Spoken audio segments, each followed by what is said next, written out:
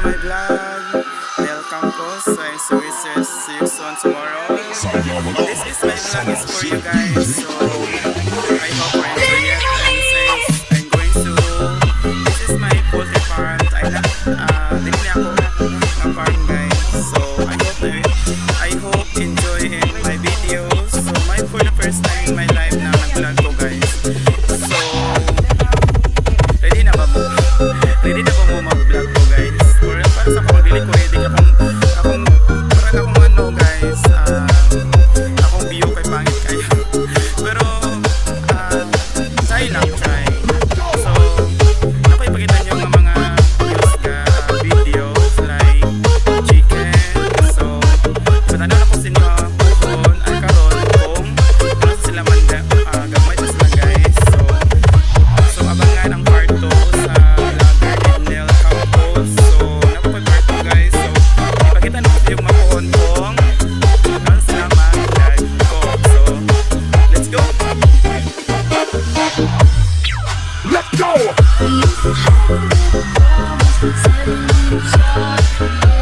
So this is my vlog sa guys.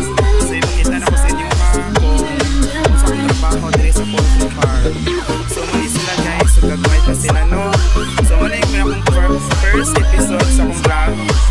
So muli sila ang chicken.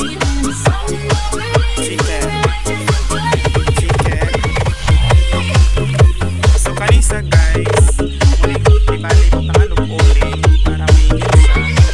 Parang ching ang naman dili siya matapok. So muli siya guys. So this is my water. So muli sa tamban, tubig or eating. And this is my night feeders. So dyan na yung punta naman tayo sa iba. Dito tayo. Yan. Okay. So this is one naman. So marami sila. So sila yan guys. Naka-ano lang siya. Naka-lingkod lang siya kasi ano tawag siya. Naglubog lang sila guys. So